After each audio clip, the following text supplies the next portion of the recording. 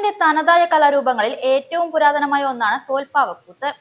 പാവകളുടെ നിഴലുകളിലൂടെ രാമായണ കഥാസാരങ്ങൾ ജനഹൃദയങ്ങളിലേക്ക് എത്തിക്കുന്ന ഈ കലാരൂപത്തിന് പാലക്കാട് ചിനക്കത്തൂർക്കാവിൽ പറയാൻ നൂറ്റാണ്ടുകളുടെ പഴക്കമുണ്ട്. ഒരു പൂരത്തിന്റെ അത്ര തന്നെ പൊലിമയോടെ ചിനക്കത്തൂർക്കാവ് മൈതാനത്ത് കൂത്തുത്സവം നടക്കുമ്പോൾ അവിടെ നിഴലുകൾക്ക് ജീവൻ നൽകുന്നത് സദാനന്ദ പുലവരും അദ്ദേഹത്തിന്റെ പാലപ്പുറം സംഘവുമാണ്.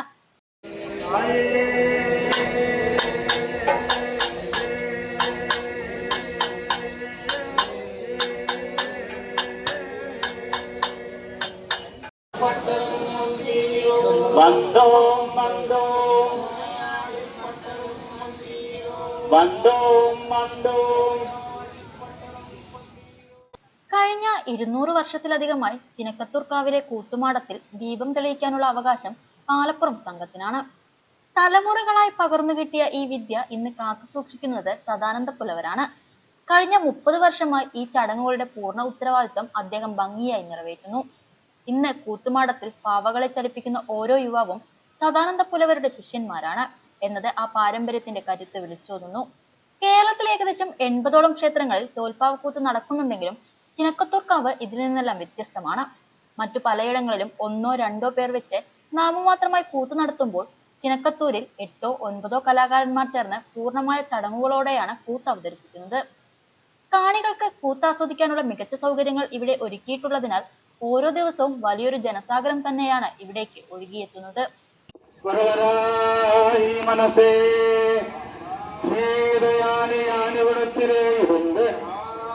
ഇത് പുഷ്പങ്ങളെ പരിക്കത്തക്കതാകെ കൊണ്ട് ഉദ്യാനം പൂക്കുവരെ മനസ്സേ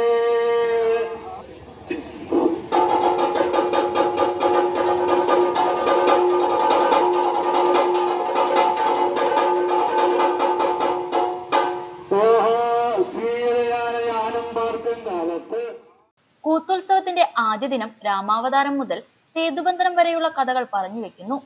തുടർന്നുള്ള ദിവസങ്ങളിൽ സേതുബന്ധനം മുതൽ രാമപട്ടാഭിഷേകം വരെയുള്ള ഭാഗങ്ങളാണ് വിപുലമായി അവതരിപ്പിക്കുന്നത്. എണ്ണവിളക്കിന്റെ വെളിച്ചത്തിൽ തിരശ്ശീലയ്ക്ക് പിന്നിൽ പാവകൾ ചലിക്കുമ്പോൾ ചിനക്കത്തൂരിലെ മണ്ണ് ഭക്തിയുടെയും കലയുടെയും ഒരു അപൂർവ സംഗമ ഭൂമിയായി മാറുന്നു. ഇത് പാലപ്പുറം ചിനക്കത്തൂർ ഭഗവതി ക്ഷേത്രത്തിന്റെ തോൽപ്പാവക്കൂത്തിന്റെ പ്രത്യേകത എന്താണെന്ന് വെച്ചാൽ കേരളത്തില് ഏകദേശം 80ഓളം ഭഗവതി കാവുകളിൽ ഈ തോൽപ്പാവക്കൂത്ത് നടക്കുന്നുണ്ടെങ്കിലും ഏറ്റവും കൂടുതൽ കാണികൾ തോൽപ്പാവക്കൂത്ത് കാണാൻ വരുന്നത് ഈ ചിനക്കത്തൂർ ഭഗവതി ക്ഷേത്രത്തിലാണ്.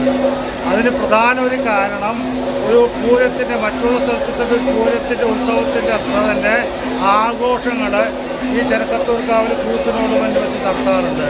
മറ്റൊന്ന് ഈ ആൾക്കാർക്ക് എത്തിച്ചേരാനും അതുപോലെ കാണാനുള്ള സൗകര്യം ഇരുന്ന് കാണാൻ സൗകര്യമുള്ളത് ഈ ചിനക്കത്തൂർ ഭഗവതി ക്ഷേത്രത്തിൽ മാത്രമാണ് ഉള്ളത്. പിന്നെ ഈ തോൽപ്പാവക്കൂത്ത് എന്ന് പറഞ്ഞാൽ മറ്റുള്ള കാവുകളിൽ തോൽപ്പാവക്കൂത്ത് എന്താണെന്ന് ചോദിച്ചു കഴിഞ്ഞാൽ 1-2 ആൾ വെച്ചിട്ട് കൂത്ത് പോലെ എന്തെങ്കിലും കാണിക്കുക മാത്രമാണ് ചെയ്യുന്നത്. 90% കാവുകളിലോ ശരിക്കും പറയുകയാണെങ്കിൽ തോൽപ്പാവക്കൂത്ത് നടക്കുന്നില്ല. ആ രീതിക്ക് ചെറിയൊരു ചടങ്ങ് മാത്രമാണ് നടക്കുന്നത്. പക്ഷെ ചിനക്കത്തൂരിൻ്റെ ഒരു പ്രത്യേകത എന്താണെന്ന് ചോദിച്ചു കഴിഞ്ഞാൽ ഇവിടെ ഈ തോൽപ്പാവക്കൂത്ത് അവതരിപ്പിക്കാൻ 8-9 ആൾക്കാർ എല്ലാ സമയത്തും ഈ മാടത്തിലുണ്ടാകും. ആ ചടങ്ങുകൾ ഒരു ചടങ്ങും മുടക്കാതെ തന്നെയാണ് ഇത്രയും കാലം ഈ തോൽപ്പാവക്കൂത്ത് ചിനക്കത്തൂർ ഭഗവതി ക്ഷേത്രത്തിൽ